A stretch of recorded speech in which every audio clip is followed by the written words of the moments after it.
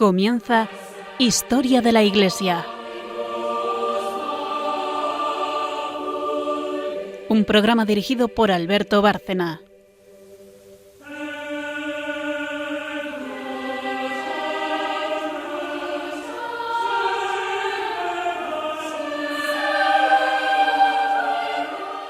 Buenas tardes, María Ornedo. Buenas tardes. Buenas tardes, Carmen Turdemontis. Buenas tardes. Buenas tardes a nuestros oyentes de Historia de la Iglesia en Radio María.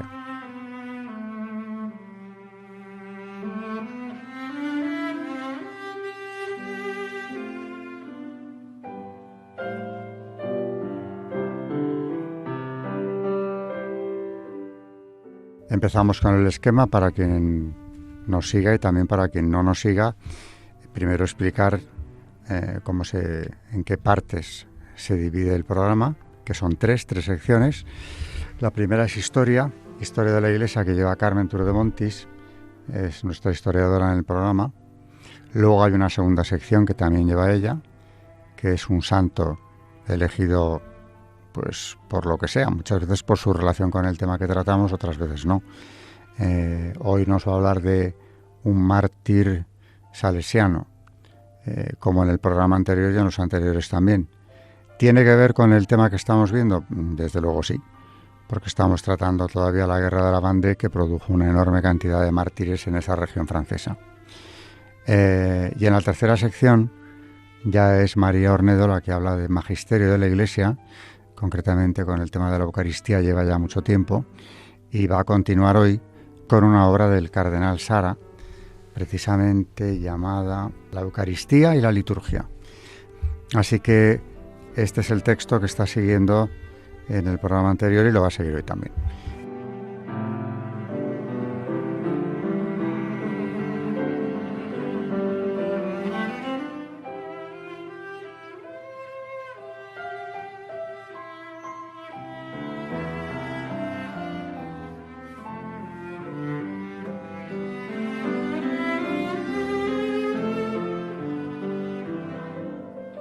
En la primera parte, Historia de la Iglesia, como he dicho antes, Carmen sigue con la guerra de la Vendée y lo que allí pasó.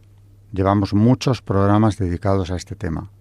Hemos visto la persecución en sus momentos más duros, el genocidio vandeano, el exterminio de una población por su fidelidad a la Iglesia Católica, el preferir la muerte y cómo el gobierno de París, en plena revolución, no en balde este periodo se llamó el terror, decide acabar con aquella población.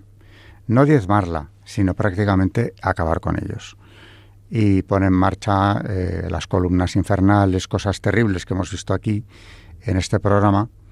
Y en el último de ellos hablaba de los curas refractarios, que son aquellos que permanecieron fieles a la Santa Sede y por tanto proscritos y con un precio puesto a su cabeza por si cualquier ciudadano de la zona los encontraba y los quería o conducir hasta el lugar de detención o bien matarlos.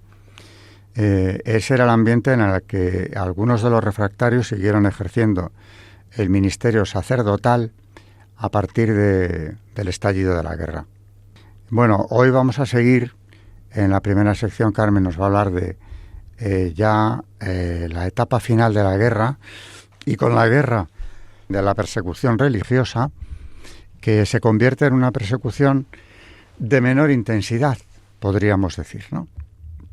Pero nos trae el relato de un testigo ocular, entre otras cosas que nos va a traer hoy, el relato de un testigo ocular que presencia el regreso de un sacerdote al pueblo del cual había sido párroco antes de todo este desastre, de toda esta persecución durísima de la Vendée, ¿no?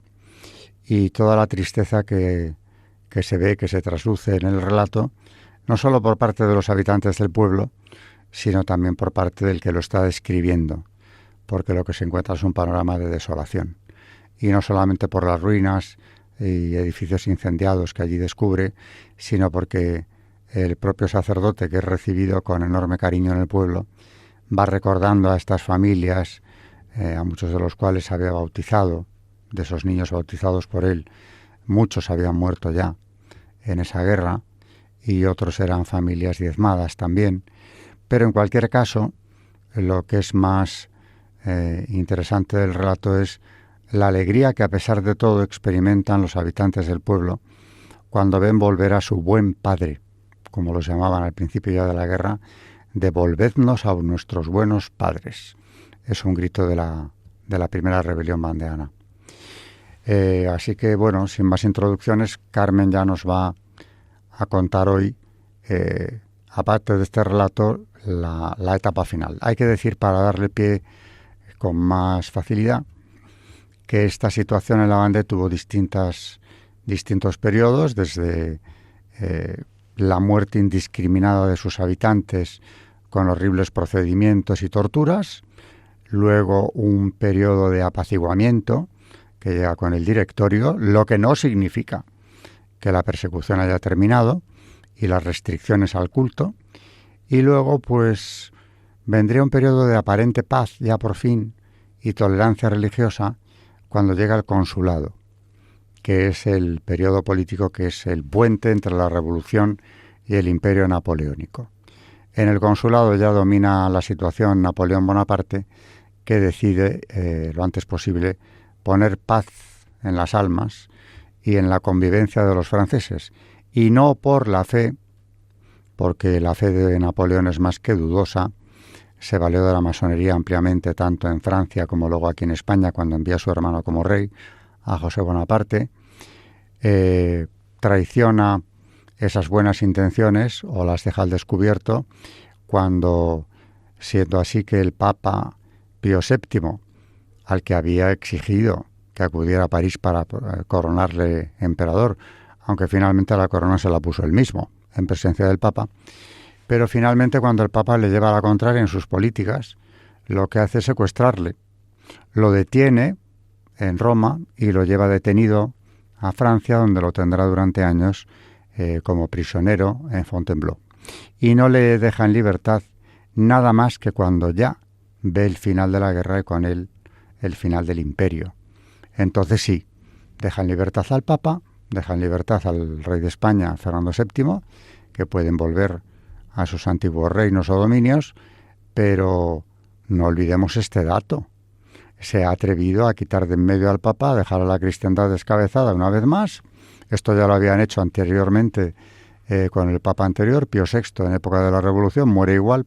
Bueno, no muere igual, porque este Pío VI muere preso en Francia. Pío VII no, pero había sido un cautivo del emperador. Lo digo para aclarar que con Napoleón no es que vuelva un catolicismo triunfante y porque él sea católico y quiera restaurar la religión que profesa, sino porque lo que quiere es apaciguar los espíritus y conseguir la reconciliación entre los franceses, porque a pesar de todo, la mayoría de la población francesa seguía siendo católica. Y no le queda otra que resolver este problema, para lo cual establece un concordato con el Papa, con Pío VII, y se abren nuevamente los seminarios que habían estado cerrados tanto tiempo que la crisis de vocaciones no es una crisis de vocaciones, es una crisis de seminarios vacíos porque no se han podido utilizar. Francia espiritualmente tardará en recuperarse de este vacío, de esta persecución. Lo hará porque en el siglo XIX habrá un resurgir del catolicismo a pesar de las circunstancias adversas que nos da la fundación o que nos denota la fundación de nuevas órdenes que harán un gran servicio a la Iglesia con muchísimas vocaciones en ocasiones. Pero Napoleón es amigo de la Iglesia, digamos que por conveniencia, y cuando no le conviene deja de serlo. En cualquier caso, lo que hoy Carmen nos va a contar es un momento de pacificación por motivos interesados y políticos por parte del consulado, pero pacificación, al fin y al cabo, aunque las restricciones aún se mantengan durante un tiempo. Y sobre todo, en este relato que nos trae, reflejar la situación de alivio mezclado con tristeza por parte de los supervivientes de la masacre de la Vendée cuando ven volver a su buen padre al pueblo que ha quedado destrozado, claro, después del paso de las columnas infernales. Es un relato muy emotivo, pero que viene a resumir la situación de aquellos vandeanos supervivientes. Adelante con esto, Carmen. En la solución de la larga y devastadora crisis vandeana de la posguerra, la cuestión religiosa vuelve a estar presente. Sécher considera, y es innegable que fue así, que la pacificación y reconstrucción de la Vendée son obra exclusiva de Napoleón Bonaparte, que tanto admiró a sus combatientes por más que estuviera en sus antípodas ideológicas. Recién llegado al poder, tras el golpe de Brumario, dirige con los otros cónsules una proclama a los habitantes de los departamentos del oeste, el 7 de Nivoso del año octavo, 28 de diciembre de 1799, reconociendo los atropellos de los gobiernos precedentes. Leyes injustas han sido promulgadas y ejecutadas. Actos arbitrarios han alarmado la seguridad de los ciudadanos y la libertad de conciencia. Como dice el propio Sécher, se les prometía la amnistía, ciertamente, pero también y sobre todo la libertad total de culto. Citando a continuación: los cónsules declaran aún que la libertad total de cultos está garantizada por la Constitución. Ningún hombre podrá decir a otro hombre: ejercerás un solo culto, no lo ejercerás más que un solo día. Y algo que sonaría todavía mejor en los antiguos territorios sublevados, porque otorgaba por primera vez, desde 1790, cierta legalidad a los sacerdotes refractarios, enalteciendo de paso su religión. Los ministros de un Dios de paz serán los primeros motores de la reconciliación y la concordia, que hablen a los corazones el lenguaje aprendido en la escuela de su maestro, que vayan a esos templos reabiertos para ofrecer con sus conciudadanos el sacrificio que expíe los crímenes de la guerra y la sangre derramada. Napoleón era consciente de que solo contando con la Iglesia podría reconstruir la convivencia de la católica Francia, que aspiraba a gobernar indefinidamente. Por lo mismo, no tardaría en firmar un concordato que normalizará la relación con la Iglesia, rota desde 1791 a causa de la constitución civil del clero. Aunque pocos años más tarde, como vimos, invadiera y suprimiese los estados pontificios y detuviera, como nos ha dicho Alberto, al mismo Papa, con el que firmó el concordato, Pío VII, que será su prisionero durante años en Fontainebleau. Poco importaba que el primer cónsul no profesara íntimamente la fe católica, ni que secretamente se apoyara en la masonería para controlar la propia Francia y los estados ocupados a través de un ejército y una policía cuyos jefes hacían carrera en las logias.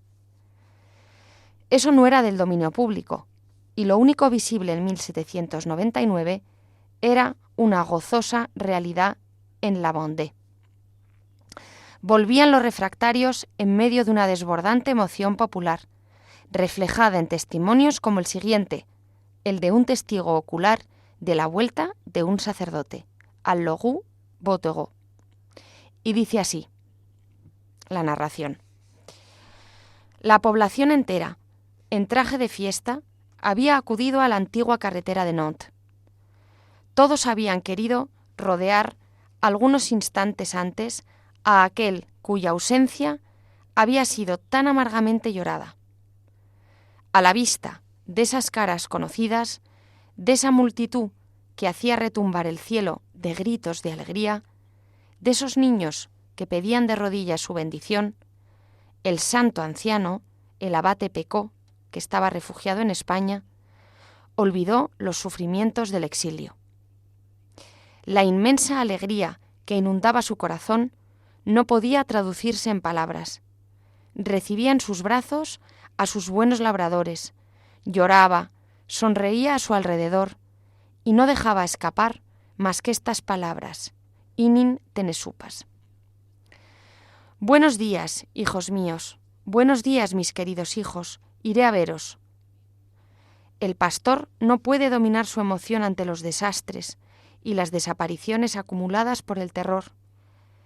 A su llegada a la calle de Forges, las lágrimas bañaron de golpe su rostro. Una sola mirada, lanzada sobre todas esas ruinas, acababa de revelarle la extensión de las desgracias que habían abrumado a su parroquia. Buscaba en vano a su alrededor aquella muchedumbre de jóvenes cuya cuna había bendecido o cuya unión había consagrado, que había dejado llenos de fuerza y salud en el principio de la vida. Apenas osaba pronunciar sus nombres o pedir noticias a su familia. Para un gran número, desgraciadamente, la respuesta hubiera sido la misma. La vista de su iglesia incendiada le arrancó profundos suspiros. Esos muros ennegrecidos y esas casas sin techo le anunciaban que desde hacía tiempo el fuego del hogar se había apagado y que no había en su lugar más que cenizas y lágrimas. Este es pues el testimonio de este testigo ocular de la vuelta de este cura exiliado. La armonía entre Napoleón y la Vendée comenzaba a partir de ese momento. Aunque fuera totalmente ajeno a la legitimidad monárquica, un soldado de la Revolución se le veía como restaurador de la fe, lo primero que un gobernante debía ser, máxime en aquellos momentos inmediatamente posteriores a la persecución. Su popularidad duraría unos años, los que tardó el emperador en volverse contra la Iglesia, y los privilegios concedidos para pacificar las comarcas del oeste. La caída del imperio, tras el desastre de Rusia, se vivió con desbordante alegría en el antiguo país insurrecto. Claro, al fin y al cabo el imperio no dejaba de ser una continuación de la Revolución Francesa y por supuesto allí no se había restaurado el antiguo régimen, que era lo que querían los vandeanos, una libertad auténtica y una implicación de la fe en los gobernantes, que por supuesto en el caso de Napoleón no era nada más que una manera de instrumentalizar la fe para tener paz en el país. Por eso hay más testimonios que nos recogen precisamente la enorme alegría que supuso la caída, a su vez, de Napoleón en la Vendée, porque pensaban que aquello había sido un contemporizar con la fe de los vandeanos y de la Francia católica, que lo era en su mayoría, para poder mantenerse con más firmeza en el poder, pero que no era un gobernante católico. Por eso se alegran enormemente cuando piensan que ha caído el emperador y que, claro, inmediatamente lo que ellos piensan es que volverá el rey. Y con el rey, la fe será algo que se practique desde las esferas del poder en adelante, ¿no? Volveríamos al antiguo régimen. Es lo que ellos pensaban. No olvidemos que el lema de la Vendée es Dieu et le roi. Así que hay otro testimonio de la alegría enorme que se sintió en la Vendée cuando cae el imperio. Dice así el testimonio. El día de Pascua, a las 8 de la mañana, estábamos desayunando cuando el señor de Mauvillain acudió corriendo a casa gritando: ¡Viva el rey! El emperador ha sido destronado. Luis XVIII es proclamado rey de Francia. ¿Cómo expresar el asombro, la alegría, la felicidad de nuestros padres, que no se esperaban en absoluto un acontecimiento semejante? Francia estaba liberada de su tirano. Sus hijos, sus queridos niños, estaban salvados. El entusiasmo de la población llegaba al colmo. Nunca he olvidado con qué arranque de felicidad se cantó el Domine Salvum Fac Regem, por primera vez en la Iglesia. Era la vuelta a la legitimidad. Con casi 30 años de retraso, Monsieur, el conde de Provencia, se convertía de hecho en Luis XVIII. Bueno, ya a partir de aquí sería hablar de la Restauración, Congreso de Viena, con los principios de tratar de volver al antiguo régimen, legitimidad, equilibrio entre las naciones europeas, que no pudiese darse nunca más una situación de dictadura personal prácticamente, ¿no?, como la que habían tenido con Napoleón. Y luego, claro, la necesidad de apagar la revolución allí donde surgiera. lo resume una frase: una revolución en Europa es una revolución europea. Esto es la Restauración, se intentó. Y de hecho los reyes, destronados por Napoleón o por la Revolución, volvieron a sus tronos. Otro prisionero regio que estaba en Francia hasta ese momento, hasta muy poco antes de la caída de Napoleón, es Fernando VII, que vuelve a España. Y los españoles, que le llamaban el deseado y eran tan legitimistas en un porcentaje altísimo como los ciudadanos de la Vendée, le reciben con gran alegría. Lo que pasa es que aquí ya se va a encontrar con una situación de dos Españas, la liberal y la otra, de la que no es cuestión de hablar hoy. El Papa pudo volver a Roma, pudo volver a los estados pontificios, se restauró el poder temporal de los papas y las dinastías reales pues van volviendo una tras otra. Pero este periodo de la Restauración, aquí ya vamos a dejar por ahora el tema de la Vendée. Este panorama de la Restauración fue muy breve, porque duró lo que dura en realidad hasta 1830, ese periodo, desde 1814 a 1830.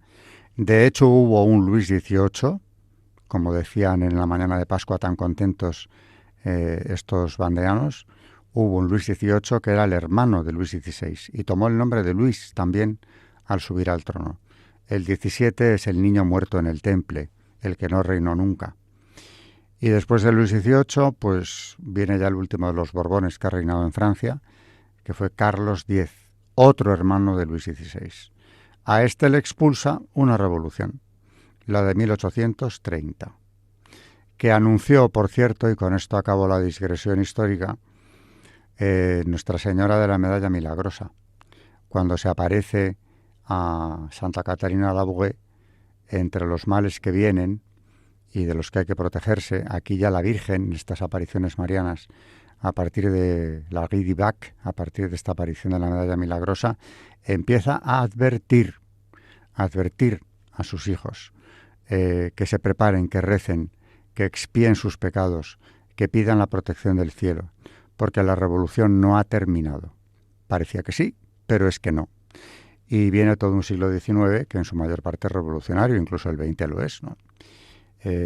Aquí le dice, hablando de lo que viene para Francia, el trono será derribado. Y efectivamente tardó muy poco en serlo, por obra de la Revolución de 1830. Y a partir de aquí viene una monarquía liberal que, por supuesto, no complace a los católicos franceses, en su mayoría, con Luis Felipe de Orleans, a que el hijo de aquel regicida, el duque de Orleans, que había firmado la muerte del rey. En fin, esto es historia de Francia, pero también de la Iglesia, porque, en definitiva, ese periodo del Congreso de Viena y los años inmediatamente posteriores, que parecía que volveríamos al antiguo régimen, se demostró que no era posible y Europa entraba en la etapa de las revoluciones en plural, herederas todas ellas y continuadoras de la francesa. Y aquí incluiría, sin lugar a dudas, incluso la Revolución Rusa de la Primera Guerra Mundial, de 1917 en adelante, ¿no?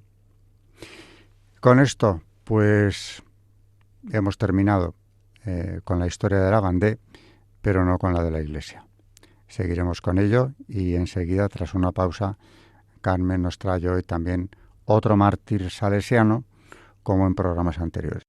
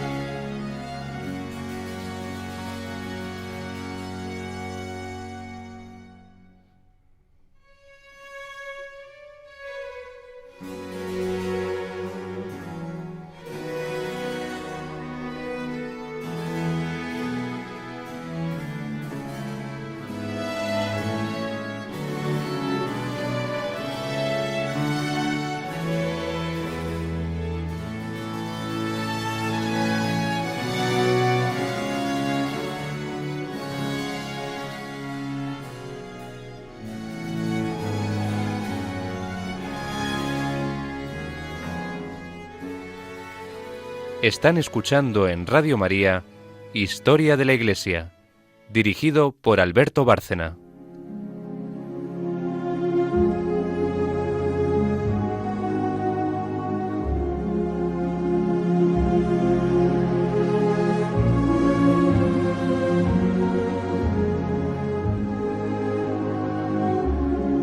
Santos en la historia de la Iglesia.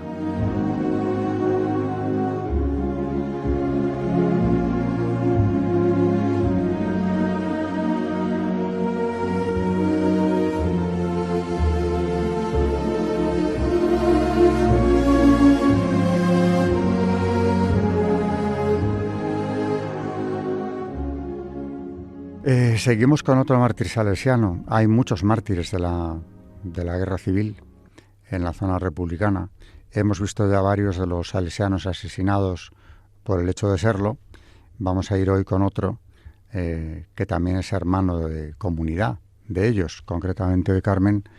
Nos trae a don Nicolás de la Torre Merino, salesiano coadjutor, muerto como los anteriores en 1936, es decir, el primer año de la guerra civil.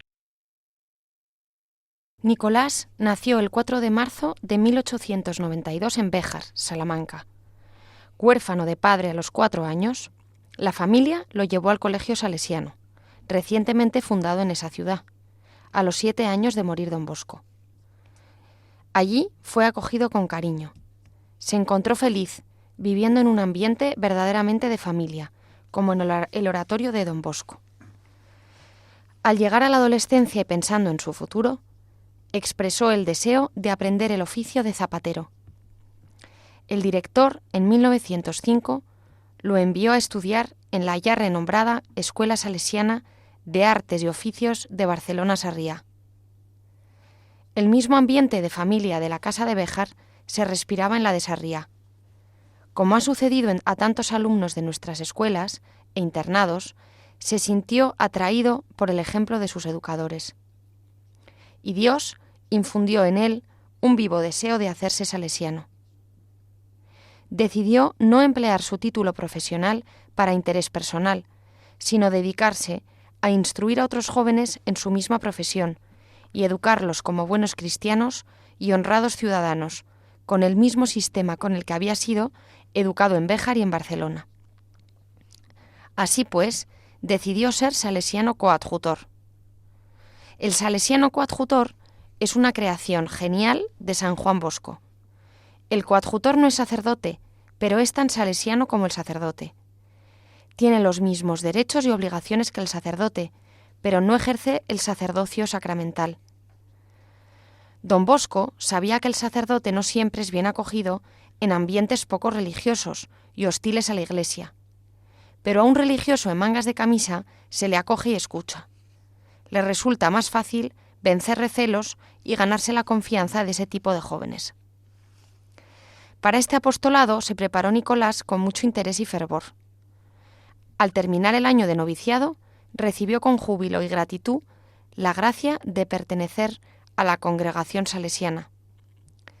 El primer destino de don Nicolás fue el Colegio de Valencia, pero pronto se requirió su presencia como responsable del taller de zapatería de Sarriá.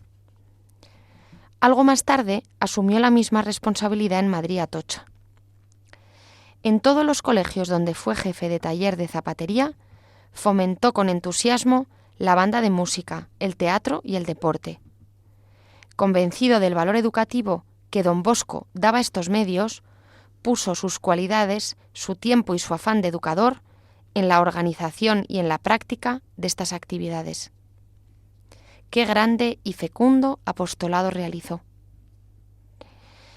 El año 1933 le destinaron a la Casa Salesiana de Estrecho, Madrid. Era uno de los barrios más pobres de la capital y donde vivió Nicolás los 3 últimos años de su vida. No vino a ejercer como jefe de un taller de fabricación de calzado, puesto que esto no era un colegio de formación profesional. Entre sus ocupaciones tenía la de colaborar con el administrador. Tenía también el encargo de visitar los domicilios de bienhechores para entregarles el boletín salesiano y para recoger los donativos que se entregaban periódicamente. Al estallar la guerra civil y ser asaltado el colegio, don Nicolás fue llevado con la comunidad a la Dirección General de Seguridad. Fueron puestos en libertad, pero sin saber dónde encontrar un lecho. Un amigo ofreció su casa a don Nicolás, pero no la aceptó para no comprometer a tan buena familia. Se instaló en una pensión de la colonia del Viso. A pesar de los riesgos evidentes a los que se exponía, don Nicolás quiso seguir cumpliendo con su tarea de visitar a los bienhechores. Su sentido de la responsabilidad le daba valor. Sabía que aunque en aquellos momentos no funcionaba el colegio, los salesianos dispersos en pensiones, hogares de amigos o de familiares necesitaban algún dinero. Las limosnas que recogía las entregaba fielmente al director, cuyo alojamiento conocía. Este, a su vez, conocedor del paradero de los hermanos, se industriaba para hacerles llegar las ayudas para subvenir a sus necesidades. A causa de este peligroso ir y venir, o tal vez, como en otras ocasiones, por la denuncia de alguien, fue detenido. Le encontraron un documento donde constaba su condición de religioso y otro con la dirección del refugio del director.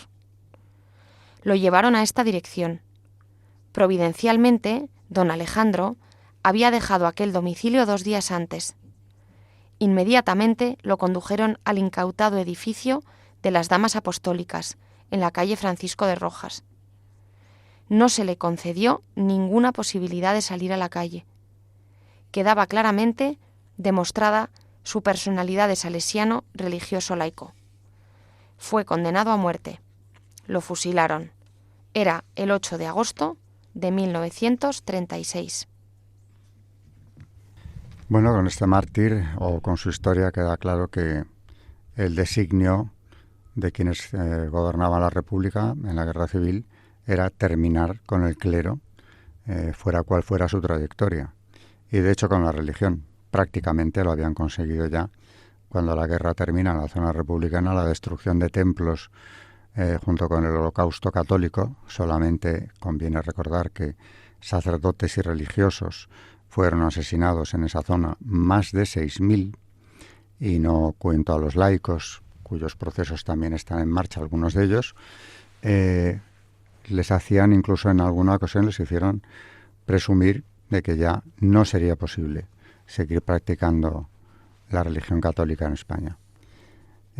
Bueno, pues uno de esos mártires que estará sin duda intercediendo por España en estos momentos es el salesiano y los otros salesianos que Carmen nos ha ido trayendo en este y últimos programas. Con esto ya pasamos a la tercera y última sección, que es Magisterio, y lleva a cabo María Ornedo. Seguimos con la Eucaristía y con el libro del cardenal Sara que ha traído aquí.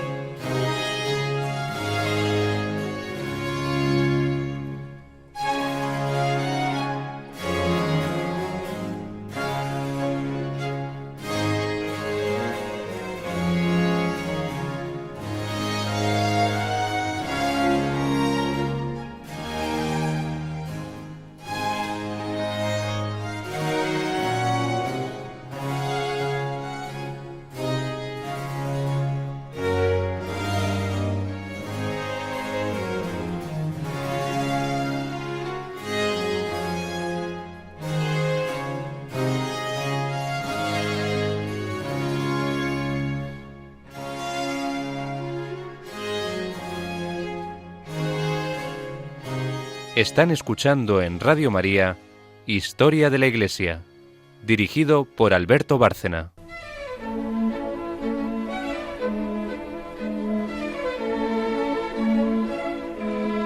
El Magisterio de la Iglesia.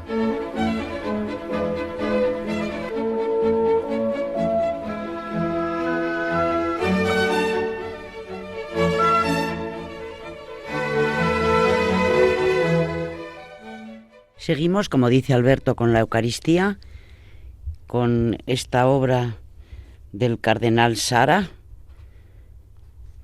que se llama Catecismo de la Vida Espiritual, dentro de la cual hay un capítulo, que es el que estamos ahora viendo, que se llama la Eucaristía y la Liturgia.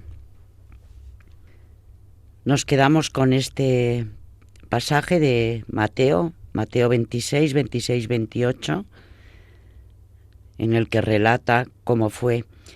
Mientras comían, Jesús tomó pan y después de pronunciar la bendición lo partió. Lo dio a los discípulos y les dijo: «Tomad y comed, esto es mi cuerpo».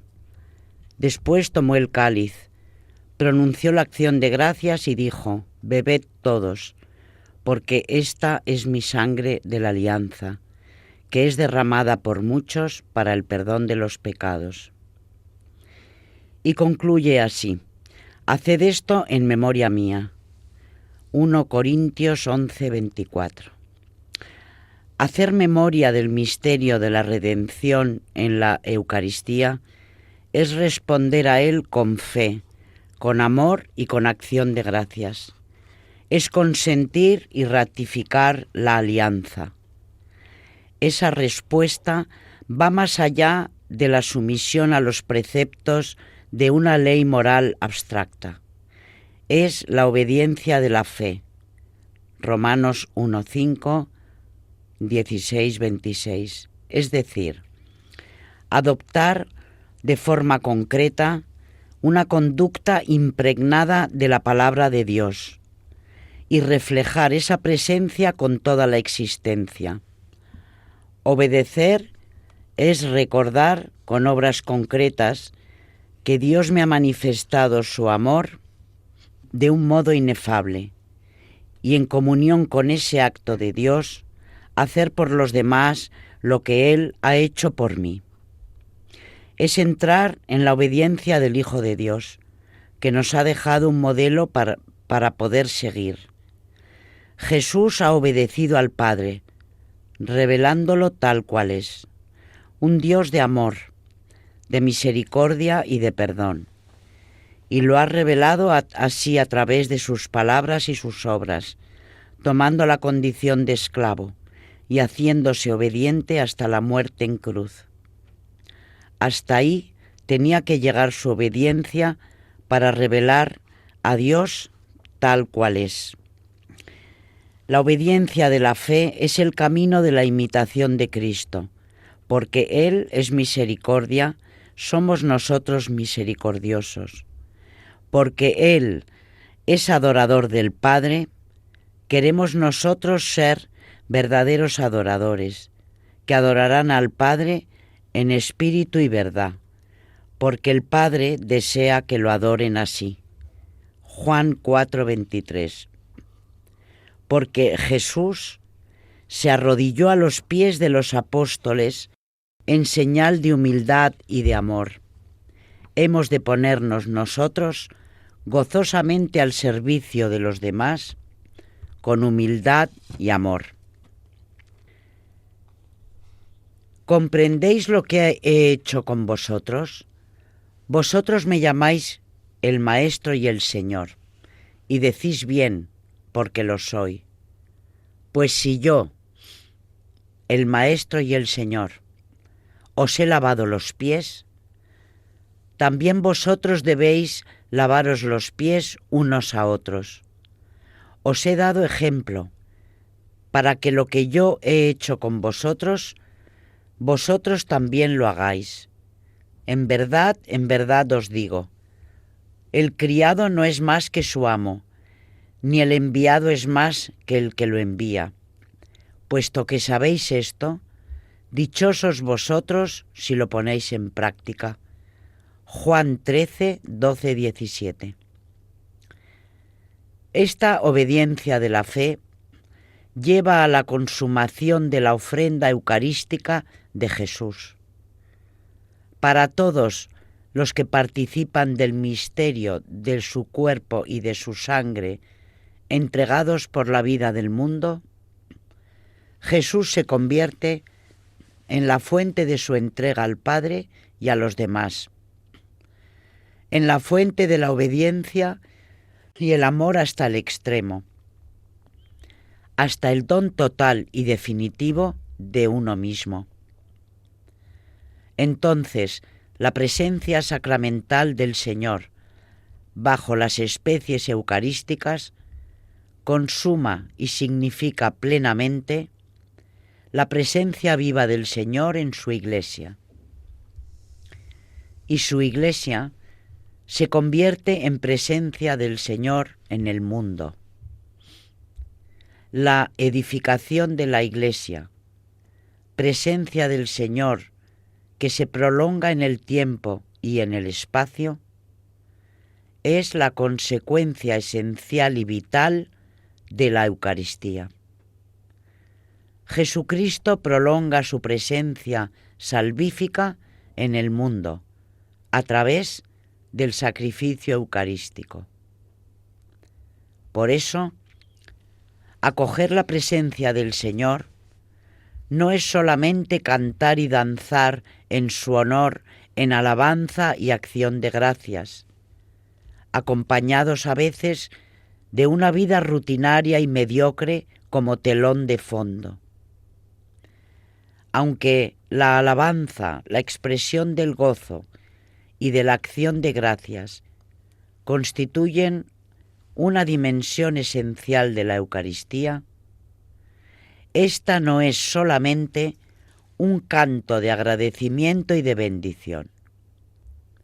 El Señor espera que lo acojamos en nuestras vidas con un sí obediente, con una adhesión humilde y plena a lo que nos propone, con un asentimiento a la palabra de vida hecha carne que viene a transfigurar radicalmente nuestra existencia.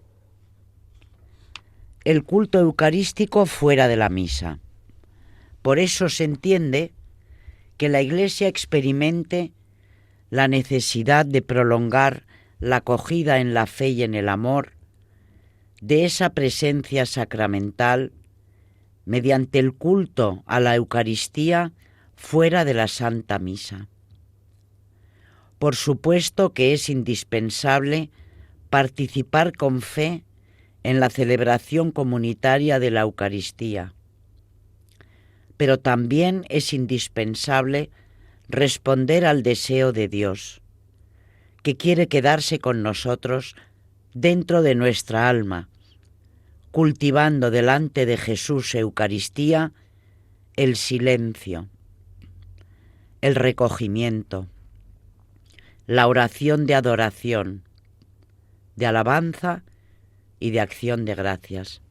De hecho, si vivimos bien la misa, haciendo de ella el centro de nuestra jornada, el corazón de toda vida cristiana, ¿cómo no vamos a procurar prolongar durante el resto del día nuestra unión con Dios? La comunión nos arrastra a pensar a lo largo del día en el Señor que habita en nosotros, procurando no alejarnos de su presencia y trabajar como trabaja Él, amar como amaba Él, perdonar como perdonaba Él, y ser como Él, mansos y humildes de corazón. No se puede vivir cristianamente sin sentir la necesidad de una amistad personal y efectiva con Dios. Esa amistad conlleva un trato, porque si Jesús está en mí, también está presente en el sagrario, con una presencia silenciosa pero real, visible, palpable, llena de amor y de calidez. El sagrario es como Betania, ese lugar tranquilo, apacible y amigable, donde está Jesús, donde podemos encontrarnos con Él, dejarnos acoger por Él y acogerlo nosotros, contarle nuestras preocupaciones, nuestros sufrimientos, nuestras ilusiones y alegrías, con la sencillez y la naturalidad con que hablaban con Él María, Marta y Lázaro. Habituémonos a ponernos frecuentemente en su presencia, en un diálogo silencioso de amor. Durante estos momentos de intimidad, nuestro corazón se agranda, se fortalece nuestra voluntad y nuestra inteligencia, ayudada por la gracia, aprende a impregnar la sobrenaturalidad, las relaciones humanas. Por muchas cosas que tengamos que hacer, por muchas situaciones preocupantes y urgentes que nos aguarden, acostumbrémonos a ponernos en presencia del Señor en el sagrario y crezcamos en vida contemplativa. Sin vida contemplativa, sin la adoración silenciosa de esta presencia divina, no sirve de mucho trabajar por Cristo, porque los esfuerzos de los albañiles son vanos si Dios no construye la casa, y en vano vigilan los centinelas si el Señor no guarda la ciudad. Salmo 127, 1. El Papa San Juan Pablo II nos anima de un modo espléndido a ese encuentro personal con Dios en la devoción eucarística. Dice así: corresponde a los pastores animar, incluso con el testimonio personal, el culto eucarístico, particularmente la exposición del Santísimo Sacramento y la adoración de Cristo presente bajo las especies eucarísticas. Es hermoso estar con Él y reclinados sobre su pecho como el discípulo predilecto, Juan 13, 25, palpar el amor infinito de su corazón. Si el cristianismo ha de distinguirse en nuestro tiempo, sobre todo por el arte de la oración, ¿cómo no sentir una renovada necesidad de estar largos ratos en conversación espiritual, en adoración silenciosa, en actitud de amor, ante Cristo presente en el Santísimo Sacramento? ¿Cuántas veces, mis queridos hermanos y hermanas, he hecho esta experiencia y en ella he encontrado fuerza, consuelo y apoyo? Numerosos santos nos han dado ejemplo de esta práctica, alabada y recomendada repetidamente por el magisterio. De manera particular, se distinguió por ella San Alfonso María de Ligorio, que escribió: entre todas las devociones, esta de adorar a Jesús sacramentado es la primera después de los sacramentos, la más apreciada por Dios y la más útil para nosotros. La Eucaristía es un tesoro inestimable, no solo su celebración, sino también estar ante ella fuera de la misa. Nos da la posibilidad de llegar al manantial mismo de la gracia. Una comunidad cristiana que quiera ser más capaz de contemplar el rostro de Cristo en el espíritu que ha sugerido en las cartas apostólicas Novo Millennio Ineunte y Rosarium Virginis Mariae, ha de desarrollar también este aspecto del culto eucarístico, en el que se prolongan y multiplican los frutos de la comunión del cuerpo y sangre del Señor. Esto está dentro de Ecclesia de Eucaristía de San Juan Pablo II. Con humildad, libre y amorosamente, sumerjámonos en la presencia real de Cristo en la Eucaristía. Ofrezcámosle nuestro amor, nuestro corazón y nuestra libertad. Que nuestro cuerpo se arrodille con asombro y en adoración silenciosa. Que nuestra libertad se abra a la presencia del Señor, porque la libertad nos hace hombres y mujeres verdaderamente responsables de sus actos, capaces de decisiones que nos comprometen y nos transforman. Entonces, el misterio pascual se convierte en nosotros en una realidad viva. Estoy crucificado con Cristo, vivo yo, pero no soy yo el que vive, es Cristo el que vive en mí.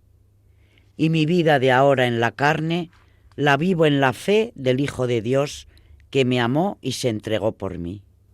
Gálatas 2, 19-20.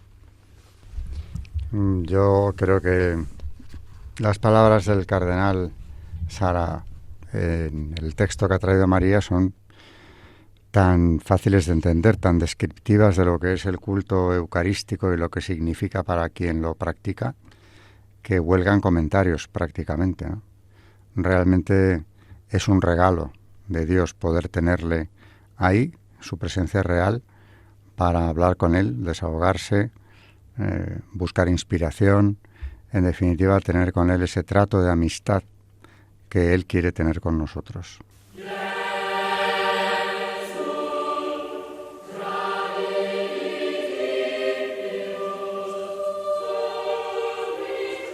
Buenas tardes, María Ornedo. Buenas tardes y muchas gracias. Buenas tardes, Carmen Trudemontis. Buenas tardes y recordar a nuestros oyentes que pueden escribirnos al correo del programa historiadeliglesia@radiomaria.es y escucharnos otra vez en el podcast de Radio María Historia de la Iglesia en Spotify o en Apple Podcast. Buenas tardes a todos nuestros oyentes de Historia de la Iglesia aquí en Radio María.